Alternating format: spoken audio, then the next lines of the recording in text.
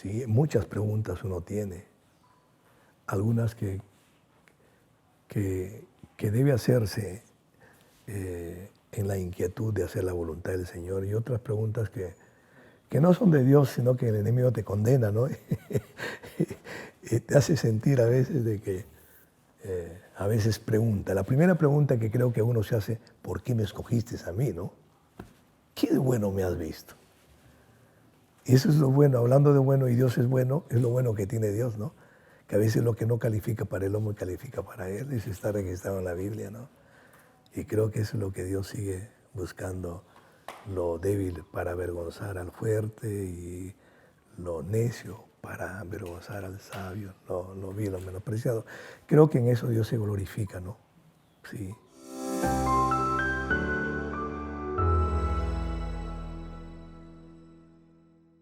Yo creo que todo empezó cuando empecé a conocer los atributos de Dios, y mi concepto de Dios fue cambiando, porque a veces nos preguntamos, ¿no? ¿Cómo esta persona tiene una experiencia, más beneficios, etcétera, un crecimiento, etcétera? Es porque ya vamos conociendo más de Dios, del corazón de Dios, lo que Dios tiene para uno. Vamos conociendo el todopoderoso que es Él,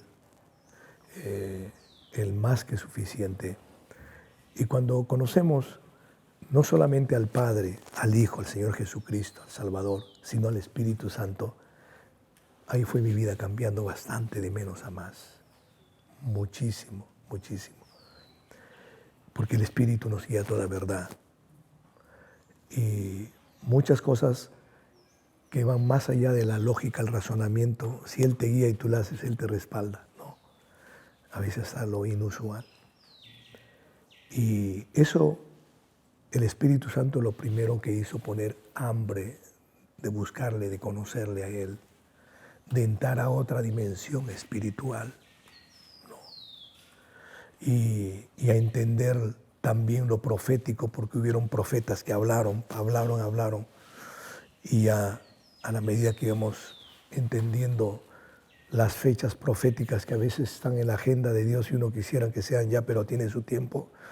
Entonces eso me ayudó muchísimo, y un día el Espíritu Santo me ministró muy fuerte y me dice: no dejes de flamear tu bandera, que cuando tú la mueves yo veo una unción muy grande, algo va a suceder. ¿Y qué hacía? Luego, cuando la flameaba la bandera, decía: ¿cuántos tienen carga por orar por su nación, por nuestra nación? ¿Y cuántos tienen carga para seguir predicando? Y que la expansión se dé, la multiplicación se dé, empecemos a entrar a ciudades, a lugares esto. Entonces la gente venía corriendo a agarrar un pedacito de la bandera cada uno. Otros se arrodillaban, orábamos, clamábamos, pidiéndole el Perú para Cristo, la costa, la sierra. Ahí empezó eso. Entonces yo digo, esto funciona. Y entonces hicimos una a nivel ya mundial, la fiesta de las naciones. Y lo hicimos en el Chachidibós. Colgaba las banderas y todo, y bajaba la bandera y oramos y todo.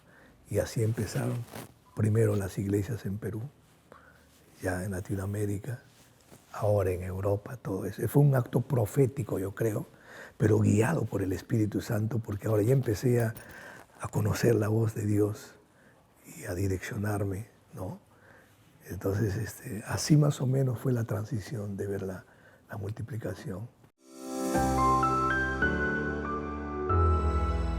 La primera que tuvimos, sí, estuvimos en Trujillo. Y hemos ido así en pareja, más o menos yendo, ¿no? El norte, tenemos Huacho, tenemos Trujillo, Chimbote, que damos cobertura a la pastora Chachita, que es una mujer de Dios, que la conoces, linda, con sus pastores también, que bajo esa unción y ese manto también ha llevado el Evangelio a otras ciudades. Tenemos pues Chiclayo, Piura, después Tacna, Huancayo, Cusco.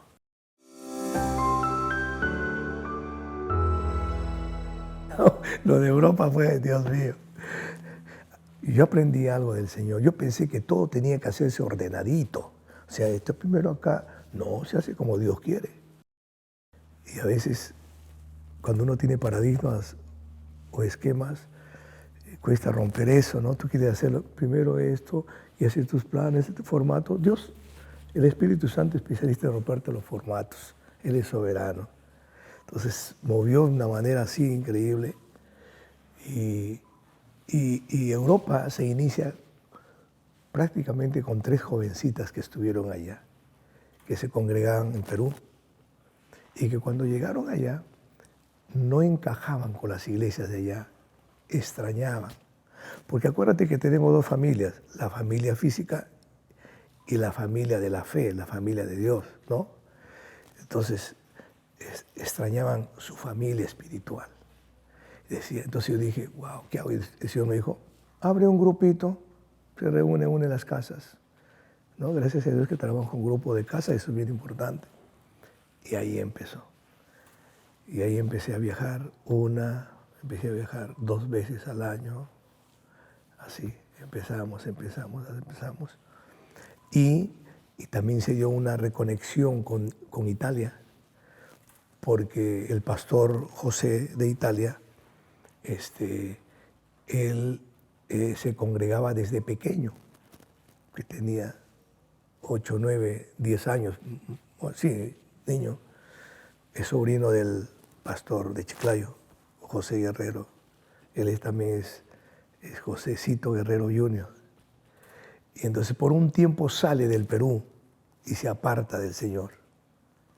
Y como yo estaba haciendo los viajes ya para España, ya tratando de levantar la obra y que Dios me había dicho, ¿no? Luego se extiende a Madrid y todo lo que sabemos. Pero su tía me dice, Josecito ya no está en tal país, ahora está en Italia. Yo le digo, yo quisiera verlo. 10 años lo había dejado de ver. Y entonces, como él se apartó del Señor, y teníamos una relación muy de cerca, ni se despidió nada, entonces quizás tenía cierta vergüenza, ¿no? De wow, si lo veo al pastor, ¿qué va a decir? Me va a resondrar, cómo me fui al mundo, cómo me partí todo eso. Pero me hace recordar el encuentro de Pablo con Onésimo en Roma. Me dijo, nos encontramos en Roma, yo viajaba a Roma. Entonces, yo lo lejos, ahí tiene una foto del todo pelucón, flaquito, muchachito, con su chompa acá en el cuello. Lo veía que venía corriendo después de haberlo visto adolescente y por ahí joven un poquito, todavía muchachito, ¿no? Y ahí nos encontramos, nos abrazamos. Fue una reconexión divina de sanidad y restauración. Y de ese día él se reconectó y ahí ya se fue. O sea, la cosa del Señor yo creo que las hace de una manera que a veces nos sorprende, ¿no? Así es como entramos a Europa. Bueno, hasta el día de hoy, pues como se dice en el argot espiritual, el Evangelio se congeló, ¿no? Ahora ya generaciones, después de años, cuando abrimos la Biblia menciona Italia, España, Europa, fue evangelizado, avivamientos increíbles que se dieron. Inglaterra, el avivamiento de Gales, el mismo Inglaterra, y cuántos países, ¿no? En la historia de los avivamientos.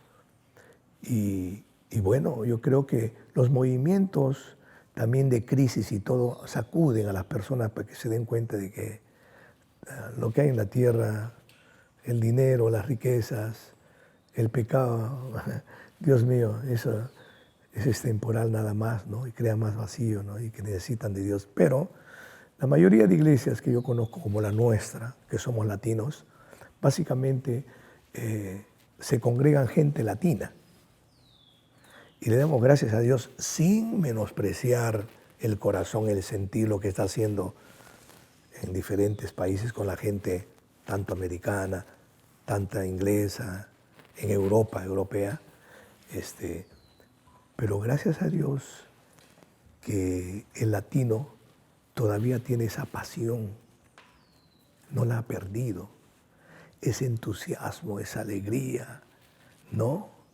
Eso hace que en estas iglesias multiculturales, porque nos encontramos con gente de diferentes países, pero no, latinos, etcétera,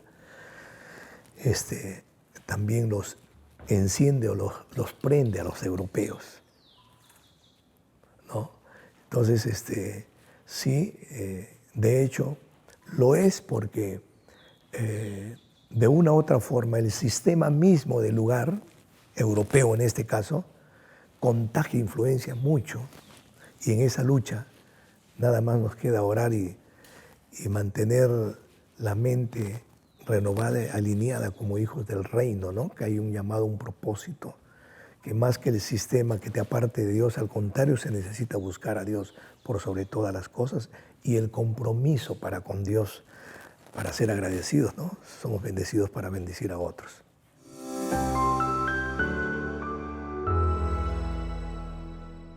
Vamos aprendiendo en el camino. Y gloria a Dios que hay un versículo que no nos sirve de consuelo. Cada día tiene su propia afán. Sí, creo que es en el proceso. La palabra proceso es muy importante para todas las cosas, en forma personal, en forma familiar y en forma ministerial también, ¿no? Es todo un proceso de ir aprendiendo, de las conexiones que puedas tener también. Hay gente, bueno, por eso somos el cuerpo de Cristo. Todos nos ayudamos, somos necesarios. Y hombres y mujeres de Dios que van delante nuestro, que nos inspiran, nos motivan y aprendemos también de ellos, ¿no? Nos ahorramos, simplificamos fallas porque ya las cometieron ellos y creo que es sabiduría no aprender de los errores de uno, sino de los demás y así obviarlos. Y esa es la manera, creo que hemos sido abiertos a aprender siempre, pero bueno, en las etapas ya el Espíritu Santo, Dios, y también la gratitud que puedo tener que, así como Jesús, pues Dios le dio un equipo, ¿no? Y para eso tenemos un equipo de gente, pastores, líderes, que hay tanto potencial, eso ayuda muchísimo para salir, ¿no? Como en este momento nos estás bendiciendo de manera increíble, Leito. Gracias.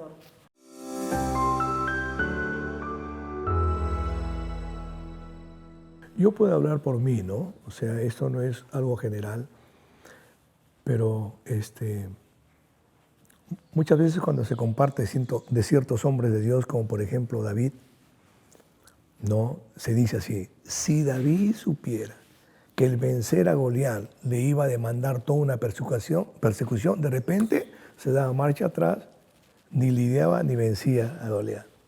Si supiera, ¿no? Y en realidad es lo mismo, creo que en mi experiencia, ¿no? Puede ser, en parte, digo, aunque en un momento determinado, pues yo creo que esto se debe a un don y una unción que se llama apostólica. Un hombre de Dios que ya partió a la presencia del Señor, estuvimos conversando, me acuerdo, en una de las pollerías, el extranjero, y me acuerdo de ese momento, no me olvido de eso, porque él, bien raro que un extranjero así, que no esté acostumbrado a la mayoría a comer ají, se echó ají, le digo, y no, yo tengo el paladar peruano, me dijo así, ¿no? Y compartimos y yo le hago una pregunta: ¿qué sabes del don apostólico? Ah, me dijo, primero, no tengo duda que tú lo tienes, me dice. Vas a ver, vas a ver. Y luego ya me fueron profetizando, ¿no? Que iba a ser padre de pastores, etcétera, y todo ello, de una unción apostólica y todo esto. Y él me dijo lo siguiente: es lindo ese ministerio. Es lindo, es de extensión, de expansión, pero también es de sufrimiento, así que prepárate. Y si quieres saber algo más profundo, estudia la vida de Pablo, me dijo. Y es cierto, porque cuando Dios le hace llamado a través de Ananías, ¿qué le dice? Le da su asignación, que iba a llegar a gentiles, a reyes, etc. Pero ¿qué más le dice? Dile que también va a padecer en mi nombre. Entonces, a la medida que vamos avanzando, como alguien dijo, ¿no? Si no hay eso, es como la ensalada que no tiene sazón, ¿no? son gajes de la fe, es parte, es escuela. El mismo Pablo decía, no, he sido enseñado en todo, tiempos buenos, tiempos difíciles, ¿no? Y creo yo de que eso ya es parte de mi vida ya. Y aprender de que si no quieres frustrarte, en la madurez aprendes a tener una buena actitud. Todo depende con qué actitud tú recibes las presiones, las batallas, los momentos difíciles y todo ello para no estancarte ni retroceder y por sobre todo guardar tu corazón por sobre todas las cosas, ¿no?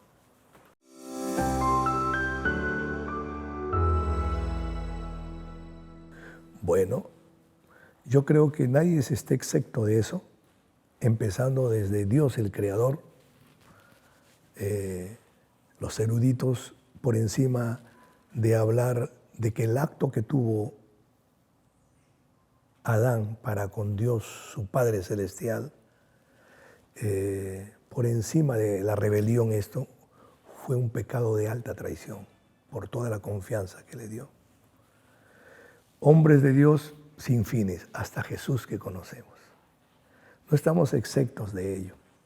Yo creo que es parte de eso, mismo Moisés. Yo creo que ningún hombre de Dios, mujer de Dios está exento.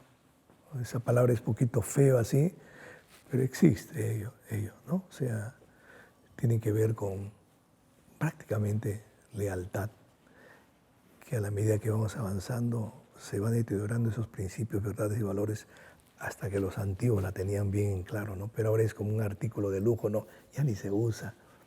Entonces, eso es en todas las áreas habla familia, en todo. Es algo inherente que está en el corazón a veces, pero yo creo que cuando hay una visión bien clara, de la derecha, de la izquierda, hacia adelante, y creo que no siempre se pierde para perder, se pierde para aprender, y eso es ganancia.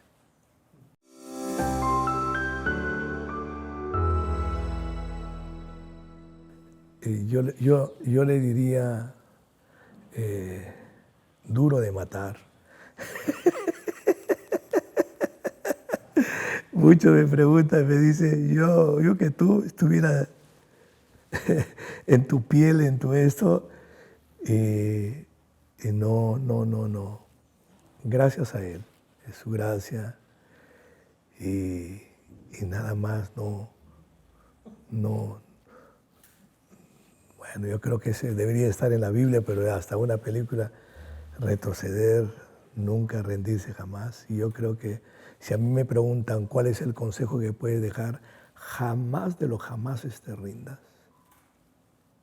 Hay que seguir adelante siempre. No se puede desperdiciar el tiempo. Así que el techo, no sé si será de acero o lo que sea, pero Él es nuestra fortaleza.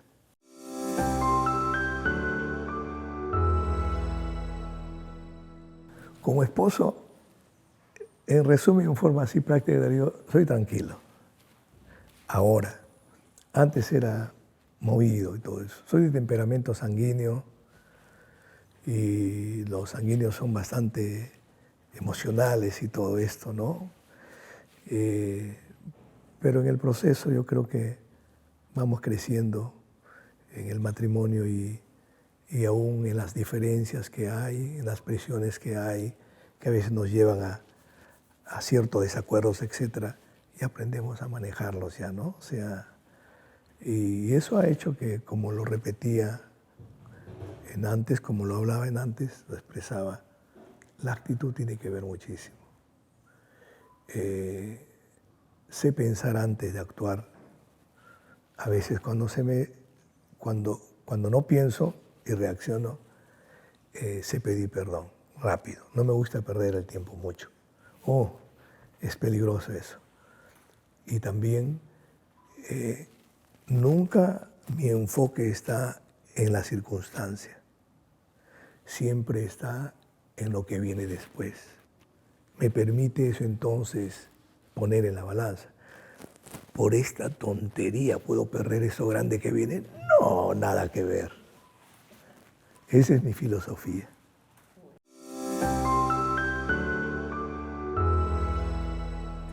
Bueno, he tratado de siempre ser el mejor. Creo que a veces se me dio la mano porque vengo de una familia muy amorosa, muy cariñosa y engreidores, ¿no? Pero vamos haciendo el equilibrio y todo ello, ¿no? Creo que muchas veces he fallado al principio porque los padres crecemos junto con los hijos, ¿no? Es una escuela eterna para toda la vida y como te digo, trato de ser el mejor y más que un papá, el Salmo dice que como saetas en manos del valiente, dice, hay una versión en manos del héroe, ¿no? Uno quisiera ser sus héroes. Dios quiera que Dios reciba mi membresía en el Club de los Héroes en algún momento.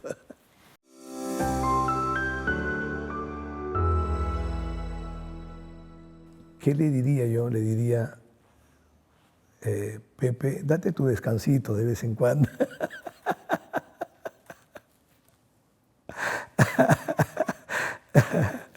No. Lo que pasa es que, así honesta, mi mente está llena de sueños y mi corazón también. Y sé que no quiero ser negativo porque Dios tiene los tiempos exactos en su agenda, pero no puedo perder mucho el tiempo ya. Creo que es el largo camino terrestre, a veces puede ser corto también. Pero sí, yo creo que no me caería tan mal un descansito por ahí y todo eso. Si tú me preguntas dónde quisiera descansar, frente al mar. Sentado frente al mar, me encanta el mar. Ahí me inspiro, ahí sueño. Bueno, si voy a Mollón Excelente, pero en cualquier bar que yo me sienta, ahí para mí es la terapia más grande. Puedo ver la inmensidad del amor de Dios sin fin. Uy, ahí soy poeta, ahí soy soñador. Ese es porque uno puede, a veces no es tanto el cansancio físico, en estos tiempos más es cansancio emocional, ¿no? De modo el estrés, las presiones. Y para mí es, ¿no? Es ahí liberar todo ese asunto y me encanta. Los primeros años de mi ministerio, decía, ya tenía mi carrito, y decía, ¿dónde te vas? Me voy a dar una vuelta. Y me iba, en ese tiempo no había tanto tráfico, a playas por La Encantada, por ahí unas playas solitas, no había nadie. Ahí estaba, sentado en el mar, hablando con Dios. Me encanta. Sí, sí.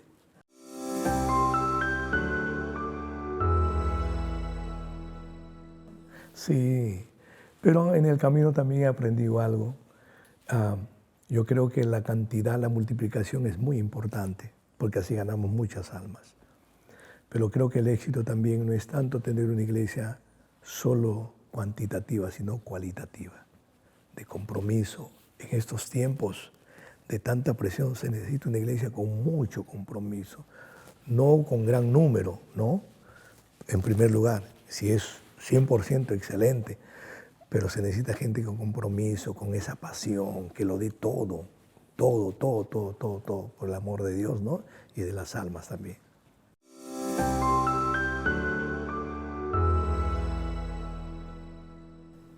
¿Qué le pediría? A Jesús. Una sola cosa, que me dé un abrazo. Nada más. Y lo segundo, una sonrisa. Ese es suficiente.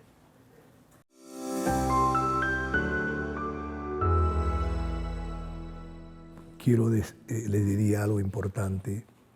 Hay una calificación por los síntomas que diagnostican los entendidos de conductas y todo, y dicen, la generación que se está levantando y se avecina muy fuerte, ya se ve, hay evidencias, es la generación idiota.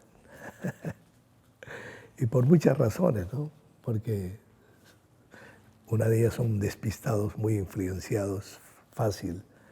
Esto el sistema, el internet, lo virtual, los educa, los forma erradamente. Y no les presenta algo real, les presenta algo irreal. Y influenciando como un sistema de una vida muy superficial, ¿no? Yo creo que si yo tengo que decirles algo es que realmente no pierdan el tiempo. El tiempo pasa muy rápido. Aunque uno dice, pues uno lo ha vivido y dice, no, todavía falta el tiempo, no. O sea, creo que si administran bien el tiempo, le dan el primer lugar al Señor. Más allá de lo que estén calificando, va a ser la mejor de las generaciones que se van a levantar. Con una mentalidad muy diferente, con una mentalidad de mayor profundidad en cuanto a la creatividad que se necesita mucho. Pero hablando, estoy con una carga muy grande porque creo que antes para ser empresario había, demorar tanto y a los 60, 70 años. Creo que se va a levantar generaciones de empresarios jóvenes que ocupen largos o grandes puestos en el gobierno, etcétera. Quizás con poca edad, pero con gran sabiduría. Sabiduría de Dios, que es lo que se necesita para tomar decisiones. Y en forma general yo creo que se acerca algo muy grande, que se sintonicen bien, se direccionen bien. Creo que la iglesia, hablar de iglesia, es hablar de una conexión de trabajo de los mayores con los menores. Los mayores necesitamos a los jóvenes y los jóvenes necesitan a los mayores. Si es que se aíslan, no funciona así, ¿no? La promesa de que se recibió a través del profeta Joel fue que después de la restitución iba a ser derramado el Espíritu Santo sobre toda carne. Y habla de mayores, de jóvenes, de siervos, toda la familia, ¿no?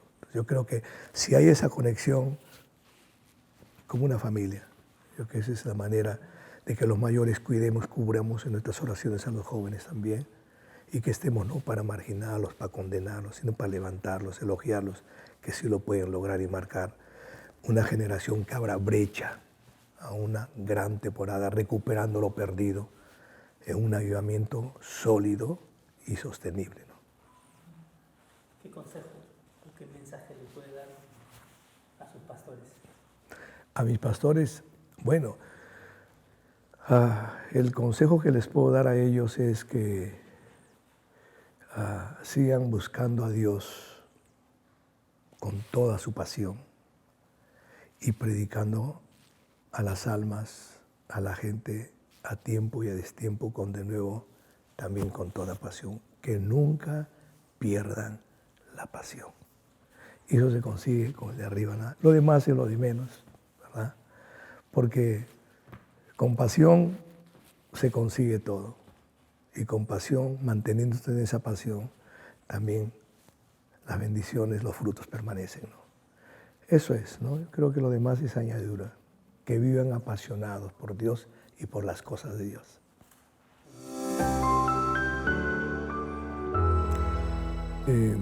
Bueno, a todos los hermanos, hablando de hermanos, miembros de la iglesia, que creo yo que si se congregan en Misión Familiar Internacional, Dios los plantó, ahí hagan raíces y den fruto. Porque creo que Dios los plantó con un propósito determinado para traer bendición. Y creo que en esa fidelidad Dios los va a bendecir increíblemente, como lo hizo con todos los hombres de Dios, ¿no? Eso yo creo que es que ahí crezcan y ahí realmente puedan fructificar en gran manera. Lo dijo mismo David, ¿no? Que estemos como árboles plantados junto a corrientes de agua, que su hoja no se seca, a su tiempo da fruto y todo lo que hace prospera, ¿no? Eso es, yo creo que le daría ese es el consejo más grande, porque en mi caso, cómo empecé y hasta el día de hoy lo que me mantiene con ese sentir activo dentro de mi iglesia sirviéndole es la gratitud. Venimos a una iglesia, Dios nos pone, Dios nos siembra, somos bendecidos, restaurados. ¿Cómo pagarle al Señor todo lo que hace? No se le puede pagar.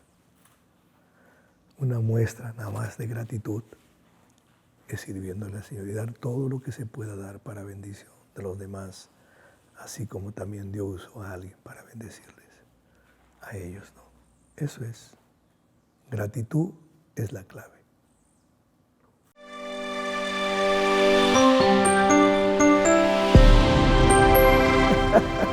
¿Quién es